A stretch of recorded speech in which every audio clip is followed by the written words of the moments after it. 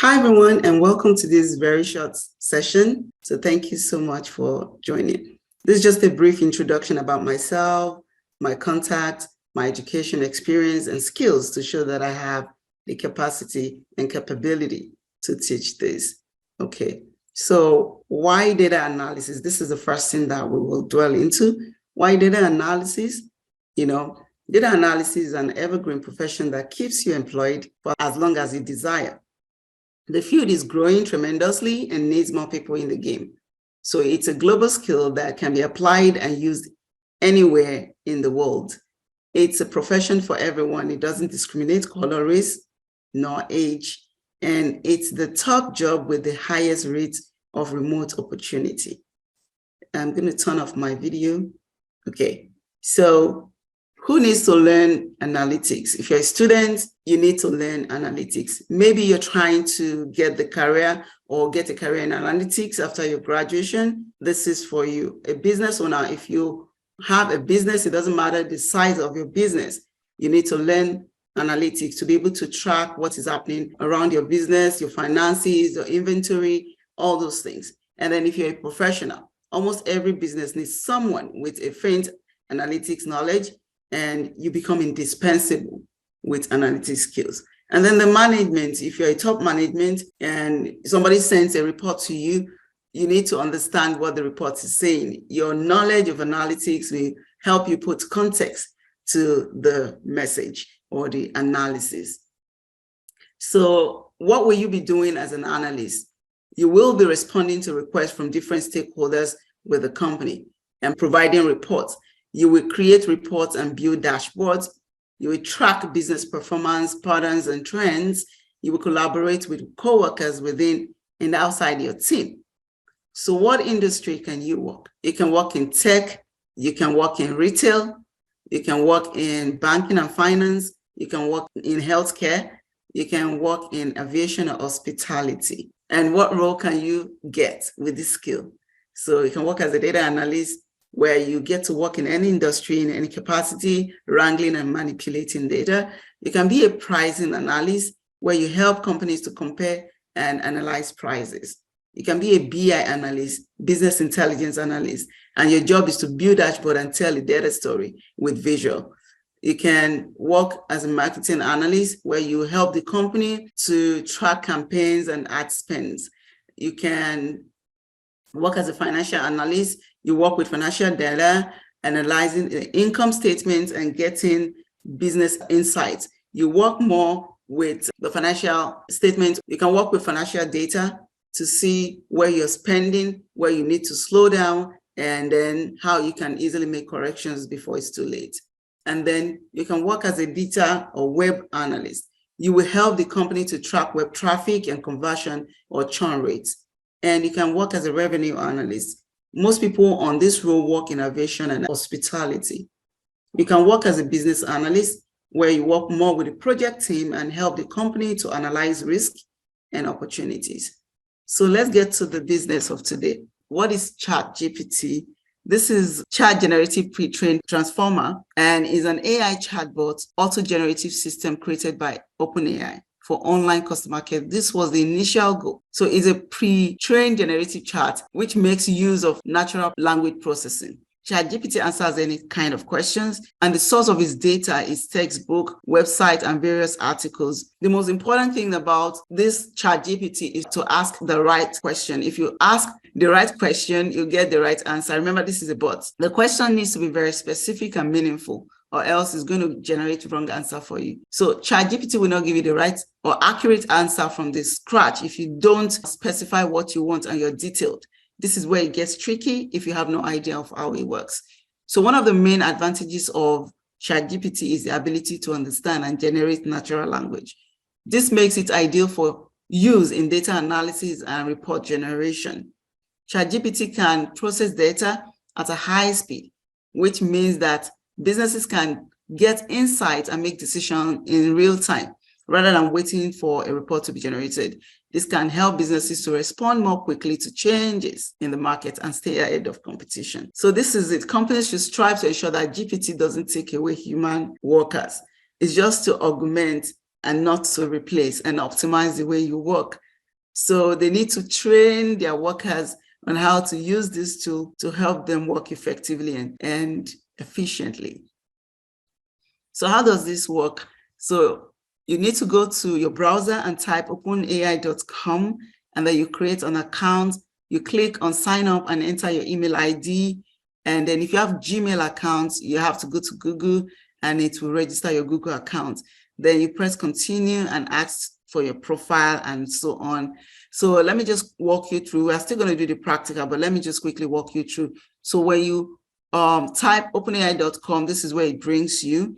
And then you're going to click on introducing ChatGPT research release. And then it brings you here. And then you click on try ChatGPT, and then it brings you here.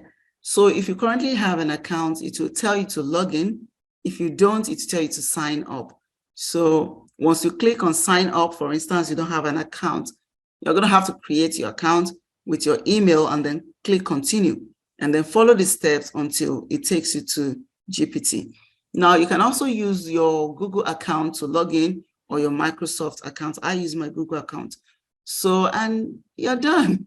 We're already here to start asking ChatGPT questions and getting response. So now let's rush down and go and ask some questions, right? All right, so we're going to start with Excel, and we're going to answer some questions. We have a few questions, but I'll do like 3, and then if we have time, we answer more. So we do some questions for Excel and we do some for SQL, but let's do Excel first. So the first question we're going to ask is that we want to find the grade level of these students right here, okay? And here, we've already done this. We've already used the if statement to generate this one, and we want ChatGPT to help us to write the formula to see if this is going to match with what we have. So I'm going to come here and just copy this. The question, I take it to GPT. So we're here now, and I'm going to paste the question. So once you paste the question, make sure you write your question somewhere or you start all over again. So if I hit the run button, it's going to help us generate the formula. And right now it's writing the formula for us. Okay.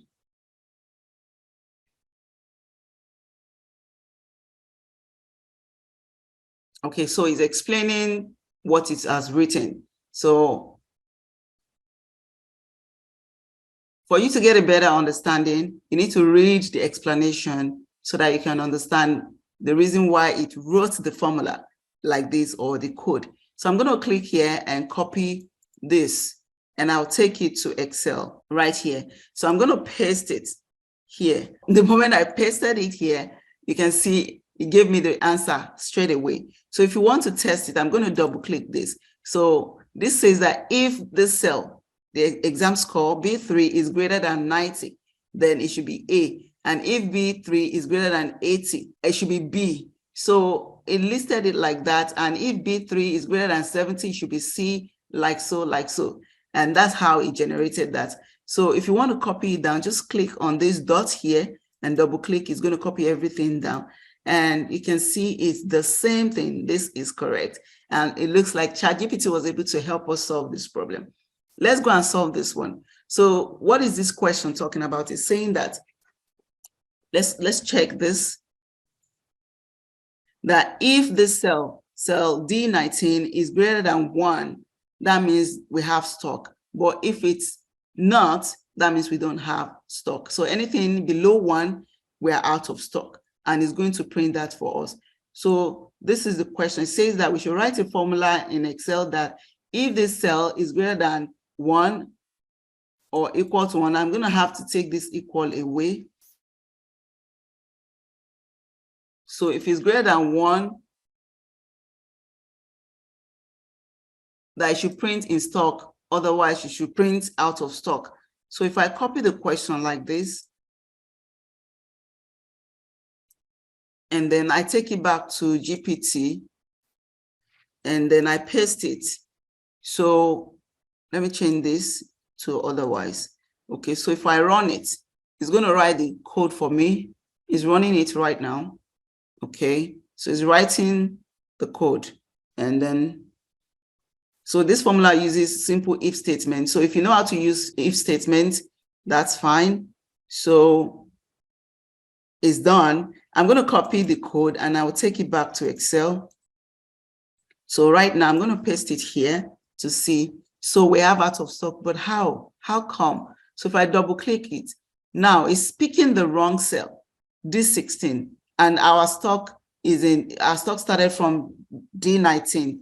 So we're going to have to change this cell. So this is why you need to understand, how to use some of these formulas, understand how it works. If not, you're going to get a wrong answer. So I'm going to copy this down, and then it looks like it's the same and it worked. So we're moving ahead. This is good.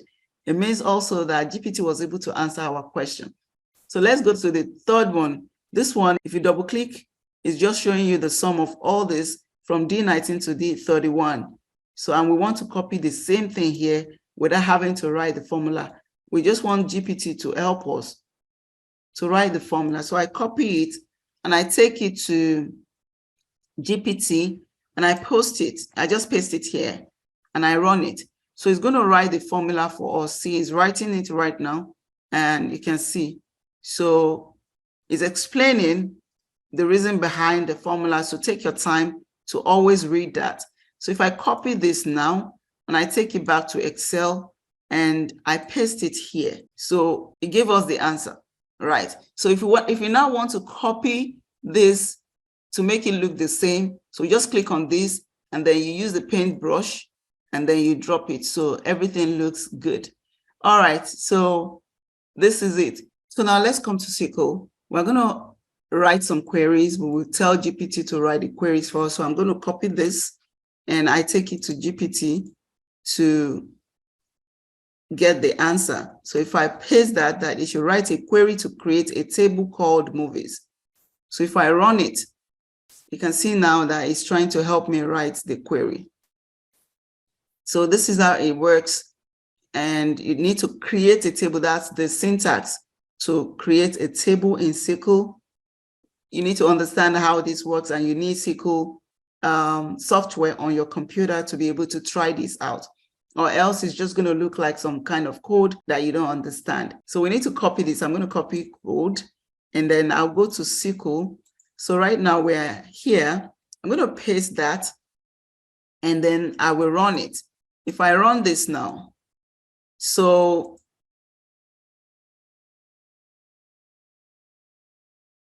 there's already an object named movies.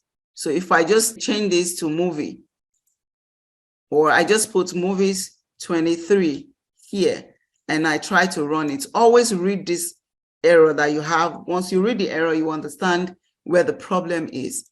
If I execute, you can see commands completed successfully. So that's fine. So that question number 1 is answered. So now we want to write a query to find all the data in the movies table. Now, let's go back to GPT and we copy and then we paste this. And then when we run it like this, so this is just it.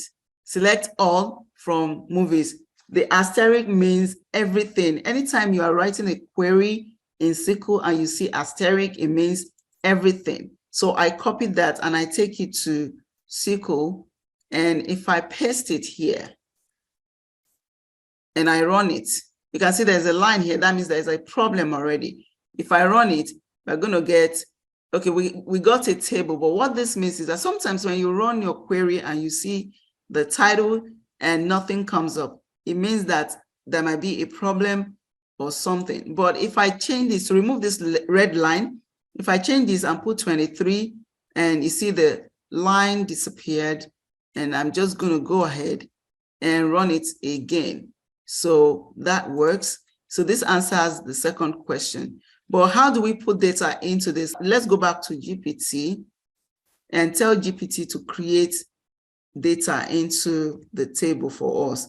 Create data into the tables, into the table movies. So if we run this now, it's going to create the data that we're going to put in that table. So the syntax for writing or for creating values in a table starts with insert into, like put something into something. When we were trying to create the table, the syntax was create table, right? And to put data or value in it, the syntax is going to be insert into, and then you put the column titles, then you start putting the values. Each line item here is showing what will be in each of the column. Like the first one says movie ID, the second one says title, release year, and then that's why we have the movie ID is 1, the Shawshank Redemption is the movie title, and then the release year is 1994, Frank Darabont is director, and then the rating is what we have here. So if we copy this now, and we take that to SQL, and I come down here, and I paste this, so we can see that there are lines here. It means that if we run this, we're going to run into error.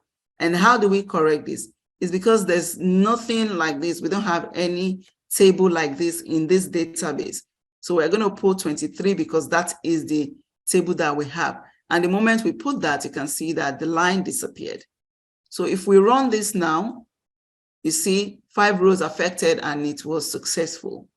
So if we refresh and then we go back and run this one to select everything from that table, initially there was no data, but now that we have data, if we run it, you can see that we have data in that table. Just everything we have here was put in a table, and that's just how it works. So let's answer the third question that says we should write a query to find the ratio of revenue from comedy genre over total revenue. So, and it says that we should pick it from the tables movies. Let's go back to GPT. We're going to paste this and we remove this dash. Okay, and we run it. So it's trying to write that syntax for us, the query.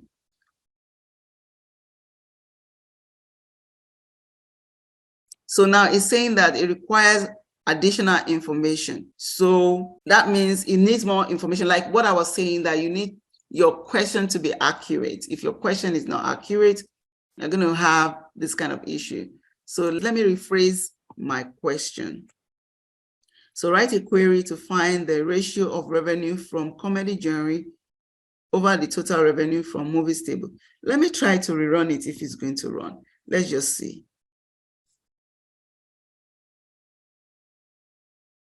Okay, so now it's trying to write it. Initially, it didn't give us anything. Remember at the beginning of this class, I said that sometimes GPT will not give you accurate answer or will not give you any output if it doesn't understand what you're saying. But it's always good to regenerate and then you'll be good. So this is the query that he wrote for us. This is a little bit on the advanced side, but I'm going to copy that and go back to SQL. And then I come down here to paste it so I can run it. So if I paste this here now, and this is the query. So there are some things wrong here and we need to correct that first. So the first thing we're going to do is to try to change this. So it's not saying this and it's not saying this. Now, if you look at the table that we did before, we don't have the genres, we only have title. But I have another table within the database that has everything. So if I go back to the database and I bring that here to replace the one that we generated earlier, you can see that the red line is gone. So I'm going to do that everywhere I see movies to replace that. So I just came to the database, I click on it and I dragged it inside. So I did that all over. And then the next thing is to remove this one. It's not seeing revenue. If we run it, we're going to get error. I'm going to take this away. And then in the column section, I'm going to open it up so I can pick the right thing. So I go to revenue here, I pick it and I drop it in the box. You can see that that disappeared. And it's also not seeing, let me do all the revenues. I'll take this away also and bring the revenue and drop it in the box. So if you come to genres, I'm going to take that away also and pick the right one and I drop it here. And then you see that that is gone. So if we run this table, we're going to get an answer. Trust me. So what you are seeing here is a query within a query. So it's called subquery. that's for another level of this training. So we also have with comedy. So this is a CTE, common table expression. That's what it called. Anytime you see with something, so it's trying to create a CTE for you. So right now, no matter how much I explain it now, you might not really understand if you don't have experience working with SQL queries. But let's run this. Yeah, I'm going to run this now. I execute and we have an output. So the ratio of comedy journey to the entire revenue is 17%. We can actually round this up. Yeah, so that's how it works. That's how you can see the percentage is 17%. And like I said, you can round it up and remove the long decimal. And then that's how that works.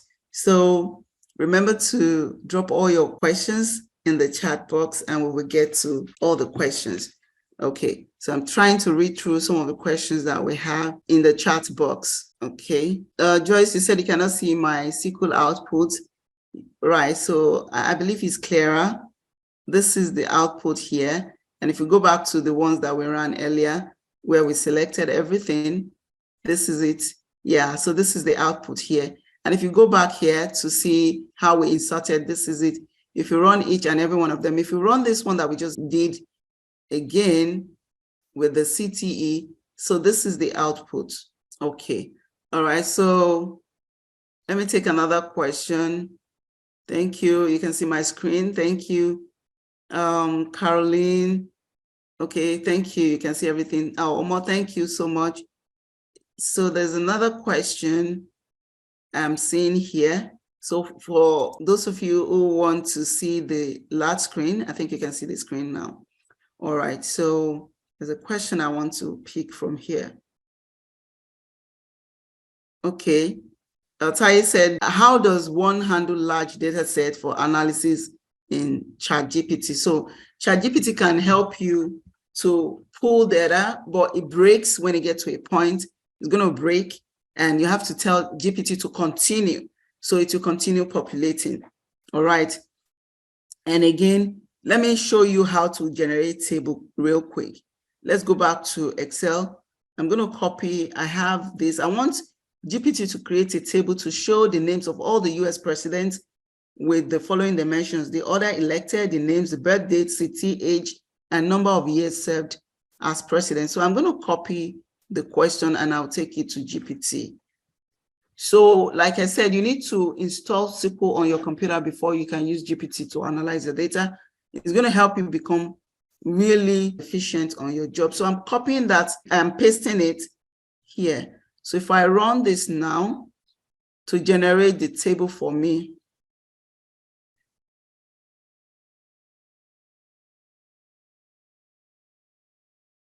so now what it's doing is running it as a SQL. I don't want it to run it as a SQL syntax. I want the table to show. So what I'm going to do now is that I'm going to tell it to create an Excel table. So I'm going to copy that and paste it again. Create an Excel table. And to stop generating this, we're going to stop this, and then I rerun this. Let's see what's going to come up. So it works in different ways. If it doesn't understand your questions, well, I keep saying this, it will just give you what it understands, right? So we're waiting for it to create a table for us. And if it still doesn't give us the right thing, we are going to regenerate that. Okay, so I'm going to paste this again. Okay, it's trying to generate that for me.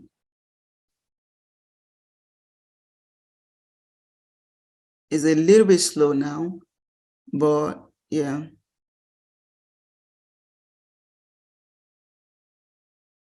Let me just tell it to stop generating. Let me try to be more specific in Excel. Create a table to show. So I have inserted it, I've rephrased my question so that GPT can understand. Remember, this is a bot, so don't tell me steps. I want you to create the table. That's what I want.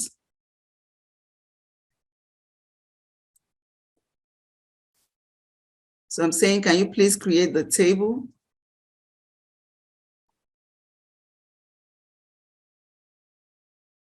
So let me run this. I said, can you please create the table?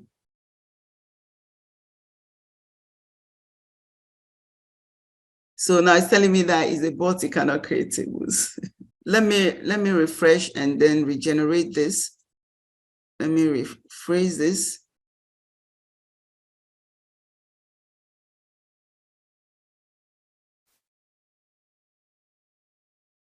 So it's trying to print the table for me.